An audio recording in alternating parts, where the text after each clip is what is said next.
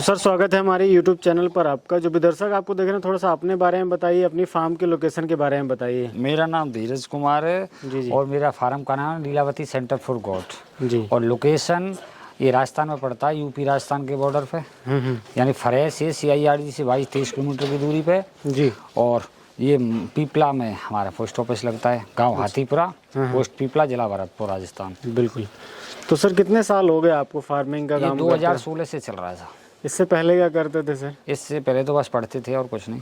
हाँ, और बकरी पालन में आना कैसे हुआ? क्योंकि बहुत सारे हमारे पढ़े लिखे युवा जो हैं वो देखते रहते हैं। आप लोगों के पास भी खूब कॉल करते होंगे, पूछते होंगे कि सर मुझे बकरी का काम करना है, तो इसमें क्या प्रॉफिट है, कैसे प्रॉफिट है, तो इसके बारे में भी जरूर पूछते होंगे। हाँ, सब है ना? तो थोड़ा सा इसी में बताइए कि भाई आप बकरी पालन में कैसे आए और क्या देखा आपने? देखो, हम बकरी पालन में इसलिए आए, एक तो ये सबसे अपना घरेलू और किसानों काम है। दूसरे की नौकरी करने से, अपना निजी काम की वजह से हम बकरी पालन में आए, अगर हमारी बात पूछी जाए तो। क्योंकि दूसरे की नौकरी एक अलग बात है और अपना निजी काम एक अलग बात है। ये अपना निजी काम है, किसी की दाब धौंस नहीं है। इसमें आप अपने खुद के मालिक हैं ना? हाँ जी, खुद के मालिक हैं, किसी की दाब धौंस नहीं है। जी बिल्कुल। किसी की नौकरी से अच्छा है कि छोटा अपना काम हो। हाँ, किसी का ऊपर दबाव तो नहीं, अपना स्वतः का मालिक। तो अब स्वतः का काम तो छोटा हो या बड़ा हो, स्वतः तो स्वतः ही है। जी। तो सर कैसे आपने फिर शेड बनाया, क्या कैसे किया, ये भी थोड़ा सा हमारे दर्शकों को बताइए। कितनी बकरियां शुरू में लेकर आए थे? शुरू में हम 20 बकरी और एक ब्रीडर लेके आए थे जी। उसके बाद फिर फार्म स्टार्ट कर दिया था। हाँ। 2016 में ही सेट तैयार किया था और जून में बकरी ले आए थे। बिल्कुल। कितने बाई कितने का ये सेट ये है? तो देखो, सेट पहले तो हमारा काफी लंबा था, लेकिन फिलहाल जो सेट है हमारा ये 20 बाई ये तुम्हारा 35 फीट लंबा सेट है एक। अच्छा। और एक 35 बाई 20 का है।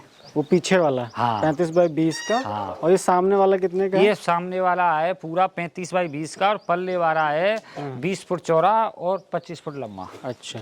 तो सर इसकी लागत क्या लगी होगी लमसम, क्या किस तरीके से आपने इसे बनाया है, जगह का चुनाव कैसे किया, ये भी थोड़ा सा बताइए। देखो, जगह का चुनाव तो पूरब पश्चिम और उत्तर दक्षिण के हिसाब से, यानी कि जो उसका जो खुला ओपन एरिया है वो पूरा पश्चिम होना चाहिए। अच्छा। हाँ, और जो बगल की दीवार है वो उत्तर दक्षिण होनी चाहिए। बिल्कुल, बहुत अच्छा।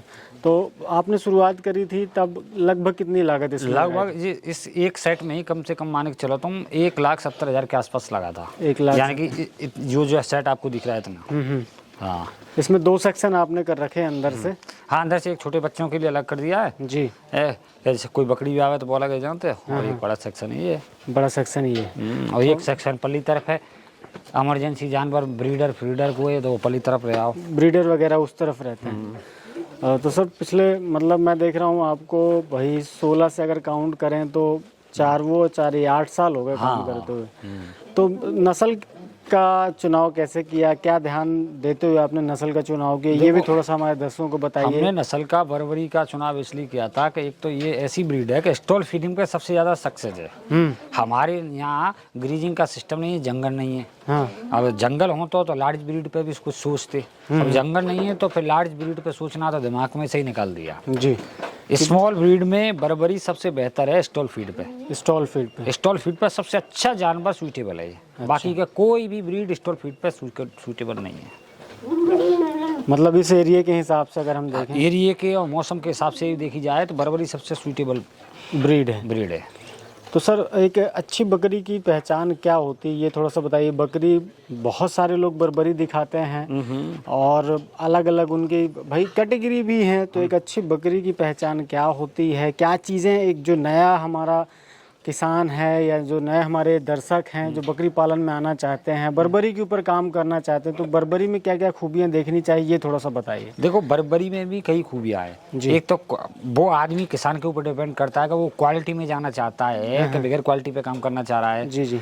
तो दोनों की अलग अलग परिभाषा है। क्वालिटी की परिभाषा तो ये कि ये जो टोटल जो आपको फ्लोर पूरा दिख रहा है ये सब टोटल CIRD ब्लड लाइन का फ्लोर है। सब टोटल बिल्कुल प्योर ब्रीड है ये। अच्छा। बिल्कुल जो दिख रही है। तो एक बकरी पकड़ के दिखाइए थोड़ा सा और बताइए कि भाई ये चीजें होनी चाहिए। ये बकरी है, और ये देखो ये बकरी है, जी। दिख रही है सब। हाँ हाँ। अब ये बकरी है, बिल्कुल इसमें छोटे छोटे इस पर बार है, बिल्कुल रॉकेट ईयर थोड़ा सा और इसको चमक। घुमा लीजिए। हाँ। ऐसे ऐसे घुमा लीजिए। ये देखो। बिल्कुल। हाँ अब इस पे जो बार है वो बिल्कुल महीन और छोटे छोटे बार हैं। बिल्कुल। ओरिजिनल की तो ये पहचान है, और बिल्कुल स्पॉट, और कान इसके बिल्कुल 77 होंगे हिरन की तरह, और सींग इसके पीछे की तरफ जाएंगे, अच्छा। मुड़े हुए, और छोटा चेहरा आगे को निकला हुआ ऐसा सुंदर होगा, और पीछे बार बहुत कम होंगे, पीछे बार बहुत कम होंगे, चिकनापन होगा। ये तो बिल्कुल प्योर ब्रीड की पहचान है। और इसमें 3 कलर आते हैं स्पॉट जी में। जी। एक सफ़ेद पे पीला स्पॉट और एक पीला पे सफ़ेद स्पॉट, बिल्कुल। ये 2-3 कलर इसमें आते हैं ज़्यादातर। और एक जो ब्लैक दिखता रहता है वो भी बर्बरी में काउंट होता है कि वो मिक्स ब्रीड में आएगा? वैसे तो देखो बर्बरी में ही काउंट हो जाता है वो, कभी कभी कोई कलर आ जाता है उसमें, उसमें भी बकरी देख के पता पड़ेगी कि क्वालिटी है कि नहीं है, ये बगैर देखे तो कह नहीं सकते हैं। बहुत वो अच्छे। तो ये बकरी में चीज़ें भी हमें उसमें- देखनी हाँ। चाहिए। क्योंकि बकरी कारी में भी 2 नंबर में भी कारी आती है, और क्वालिटी में भी, तो वो तो बकरी देख के पता पड़ेगी। बिल्कुल बिल्कुल। तो सर ये चीज़ें हमें करनी चाहिए। जो नए हैं उनको कितने बकरियों के साथ काम शुरू करना चाहिए, स्टार्टिंग में कैसे उन्हें ख्याल रखना चाहिए, ये भी देखो थोड़ा सा सबसे पहले तो नए बकरी पालक हैं, उनको कहीं से भी बकरी पालन स्टार्ट करने से पहले तो उन्हें बकरियों का प्रशिक्षण लेना आवश्यक है। कहीं से भी लो, ट्रेनिंग ऐसी जगह से लो कि किसी अच्छी संस्थान से, कि इस पर किसी पर अनुभव हो। और आजकल तो नए नए फार्म खोल के 1-2 साल भैया और ट्रेनिंग करावे लग गए हैं, तो उन्हें क्या नॉलेज है। जैसे हमारे केंद्रीय बकरी अनुसंधान CIRG, यहाँ से ट्रेनिंग लो, या कोई 7-8 साल या 10 साल पुराना कोई काम कर रहा हो उसके यहाँ से ट्रेनिंग लो। बिल्कुल। किसी नई बकरी पालक जो 1-2 साल हम ट्रेनिंग करा रहे हैं, का इनके यहाँ से ट्रेनिंग लेने में कोई फायदा नहीं है। इनके यहाँ किसी से प्रतिष्ठित संस्थान से या प्रतिष्ठित बकरी पालक से ट्रेनिंग लें, बिल्कुल। उसके बाद फार्म स्टार्ट करें। क्योंकि बगैर जानकारी है आप फार्म खोलोगे तो डूबोगे। बिल्कुल। कोई भी काम हो उसकी जानकारी पहले आवश्यक है, और बगैर जानकारी के कोई भी आप काम कर लो तो उसमें सक्सेस हो ही नहीं सकते। बिल्कुल। क्योंकि फिर शुरू में काफ़ी गड़बड़ आएंगी, नुकसान होगा, फिर आदमी फैले जाएगा, जी। तो हिम्मत नहीं बिल्कुल। कर पाएगा। हाँ हाँ। तो ये अपन बात करेंगे ही कि क्या क्या कारण होते हैं फेल होने के। आपसे डिटेल में मैं एक अलग से वीडियो बनाऊंगा उसके ऊपर। जी जी। हम बात करते हैं थोड़ा सा अब इसके पालन के बारे में। जैसे आपने बहुत अच्छी बात कही थी कि भाई जो स्टॉल फीड पर रखना चाहते हैं तो बर्बरी सबसे बेस्ट ब्रीड है। जी जी बिल्कुल। और मैं भी अपने दर्शकों को सजेस्ट करता रहता हूँ कि बाड़ा भरने वाली बकरी है ये। मतलब इसकी प्रोडक्शन इतना अच्छा निकलता हाँ, है। सबसे अच्छा तो प्रोडक्शन मुझे यही थोड़ा सा बताइए कि जो एक्चुअल ब्लड लाइन है बर्बरी की, उसमें क्या बच्चे देने की क्षमता मिलती है और कितने एज में मैच्योरिटी आ जाती है इसमें? एक तो ये मैच्योरिटी तो 9 महीना की आराम से मैच्योरिटी हो जाती है ब्रीडिंग लाख पर, लेकिन अच्छी पैदावार और अच्छे बच्चा ग्रोथ डाले और माँ के नीचे अच्छा दूध पैदा हो तो 1 साल की बकरी को आप प्रेग्नेंट कराओ जी। उसकी उम्र करीब 12 माह के आसपास आ जाए जब उसको प्रेग्नेंट कराना चाहिए पहली बार, तो उसका बच्चा अच्छा पैदा होगा और उसके नीचे दूध अच्छा आएगा, उसका बच्चा ग्रोथ करेगा। बिल्कुल। ये मेन कारण है ना। और बच्चा देने की क्षमता कितनी है सर इसमें? बच्चा देने की इसमें क्षमता है, सबसे ज़्यादा क्षमता है कि 1 साल में वो करीब मान के चलो तुम 14 महीने में 4 बच्चा दे देगी। 14 महीने में 4 बच्चे? हाँ, 2 बच्चे। जैसे मान लीजिए अगर कोई 10 के साथ शुरू करता है तो कितना बच्चे उसे मिल जाएंगे अगर वो मैच्योर बकरी के साथ जाना चाहता है ना? देखो प्रेग्नेंट बकरी तो जो पहली बार जो बकरी क्रॉस होगी तो पहली बार तो 1 बच्चा डालेगी, और हो सकता है कि कोई 2 डाल देते पहली बार में। ये नहीं है कि वाकई में 1 ही डाले, पहली बार में ही 2 बच्चे आ जाते हैं बिल्कुल बर्बरी में। और हो सकता है कि दूसरी बार में भी 1 बच्चा डाले, वो फिर बकरी के पेट के ऊपर और भीतर कोई ना घुस रहो। हाँ। सबसे और फिर बकरी की भाई साइज क्या, साइज और उसके खान पीन की देखभाल, उनको कौन सी फीड दे रहे हैं कौन सा नहीं दे रहे हैं, वो सब उसके ऊपर डिपेंड करता है। बिल्कुल। बच्चा देने की क्षमता भी और उसका ग्रोथ में भी। पर अमूमन ये है कि औसतन 13 से 14 महीने में 3 बच्चा तो होंगे ही ना। अच्छा। एक बकरी के औसतन अगर हम औसतन हम एवरेज लगाएं तो एक बकरी के 3 बच्चा आ जाएंगे बर्बरी की ऊपर। बर्बरी के। और फिर इसमें सर साल भर का खर्चा लमसम एक बकरी को कितना लगता होगा? अब लगा लो आप औसतन 10 से 12 रुपये, अब तो थोड़ी देखो महंगाई है, 15 रुपये तक खर्चा पहुंच जाता है। जी जी। 12 से 15 रुपये का खर्चा आता है। उसमें सूखा चारा है, दाना है, सब कुछ उसमें डिपेंडल है। बिल्कुल। यानी 200-250 ग्राम दाला है, सूखा चारा है। क्योंकि अब महंगाई है उसके हिसाब से उन्हें पहले तो ये 8-10 रुपये का खर्चा आता था। जी। और मैं ये जानना चाह रहा था, जैसे ये आपने जो 10 से 12 रुपए का खर्चा बताया, इसमें क्या क्या चीज़ें आप खिलाते हैं जो बर्बरी के ऊपर काम करना चाहते हैं? क्योंकि देखिए, मैं जनरली बहुत अलग अलग ब्रीड के ऊपर भी सवाल रहते हैं, तो जो लोग बर्बरी के ऊपर काम करना चाहते हैं उनके लिए कौन कौन से सूखे भूसे जो हैं वो इकट्ठे करने चाहिए? सबसे पहले बर्बरी ब्रीड हो या कोई भी ब्रीड हो, बकरी पालन के लिए सबसे पहले सूखा चारा नंबर रहेगा, दलहनी भूसा। बिल्कुल, दलहनी भूसा। हाँ, अगर किसी का दलहनी भूसा हो तो ही वो स्टॉक करे, बाकी के गेहूं का भूसा और बातें वो मज़ेदार नहीं जाती है। और दलहनी भूसा में चना का भूसा सबसे बेस्ट है पहले नंबर पर। उसके बाद उड़द का भूसा है, मूंगफली का है, ग्वार का है और तुम्हारा अरहर का है। ये तो सब सीजन बाई सीजन भूसे हैं। जी जी। चना का भूसा एक ऐसा है, उसको आप 12 महीने खिला सकते हैं। 12 महीने खिला सकते हैं? हाँ, चना का भूसा और सबसे बेस्ट रहता है। बिल्कुल। और बाकी सर्दी में आप ग्वार का भूसा ले लो, उड़द का ले लो, अरहर का ले लो, 3-4 महीने के लिए। बाकी का ये ऐसा चारा 12 मास चलता है, चना का भूसा। हरे चारे में बरसीम है, रुज का है। आजकल जो नेपियर चल रही है, 4-5 साल एक बार लगा दो, 4-5 साल के मिर्चू, तो ये नेपियर घास आ गई है, सुपर नेपियर और कई तरीके नेपियर आ रही है, काफ़ी घास है। अमूमन ज़्यादातर है तो इन पर कोई ध्यान नहीं देता, ज़्यादातर है तो वो गाँवों में कहीं भी बकरी पालक हो, वो बरसीम और रुज का ज़्यादा चलता है हरे चारे में। और बाकी के टाइम पे बाजरा और चरी है जाती है, चौमासिनम। ये हरे चारे में, सूखे चारे में दलहनी भूसा, और दाने में गेहूँ, बाजरा मौसम के आधार से, और चोकर चना का 2 टुकड़ा करके डाल दो, और अवेलेबल है उस हिसाब से देख लो आप। बिल्कुल। वो तो आदमी के ऊपर डिपेंड करता है, लेकिन गेहूँ का अनिवार्य है जी, दाना। गेहूँ का दाना सबसे बेस्ट है और बिल्कुल अनिवार्य है। आपने कहा था कि आपने जैसे कहा वीडियो के दौरान है कि प्रशिक्षण की आवश्यकता होती है। हाँ, बिल्कुल। आप 5 मतलब आप, मुझे लगता है 8 साल हो गए आपको काम करते हुए। किस मौसम में किस प्रकार की समस्याएं हमें अक्सर देखने मिलती हैं, ये थोड़ा सा बताइए। देखो, तो एक तो ज़्यादातर जो समस्याएं हैं कि बिल्कुल ठंडी आती है जब, हम तो जो करें ठंडी के जो शुरू होने से पहले ही आपका बाड़े में इंतजाम कर दो, यानी कि समस्या आने से पहले उसका समाधान कर दो।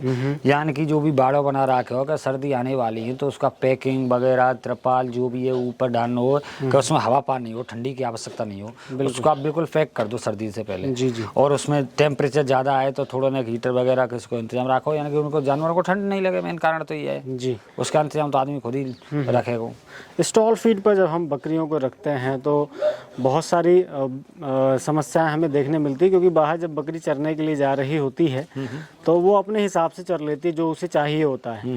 हम उसे जब स्टॉल फीड पर रखते हैं तो समस्या ये देखने मिलती है कि भाई हमें उसे दाने की महत्वता बढ़ जाती है। तो हम ऐसा कैसे दाना तैयार करें जो साल भर उसे खिला सकें? उसमें क्या क्या चीज़ें हम मिला सकते हैं, ये थोड़ा सा देखो, दाना तो साल भर को तो बनी ना सके, ये तो सब कह वही बातें हैं। वो तो फिर लंबा खर्चा है, फ्लैट मशीन लानी पड़ेगी जो बना के धरना पड़ेगा। अब गर्मी में बाजरे खिला नहीं सकते आप। हाँ। वो सर्दियों में चलेगा जी। तो वो सर्दी ने टाइम पे बाजरो, गेहूँ, मेथी, ये सब अटम जटम मिला के जब बनाना पड़ेगा। बिल्कुल, सीजन वाइज सीजन बनाना पड़ेगा। तो सीजन वाइज सीजन। गेहूँ एक ऐसा वो आपका 12 महीना चल जाएगा उसमें। अब बाजरा है, ये सब सीजन बाई सीजन चलेंगे। बिल्कुल।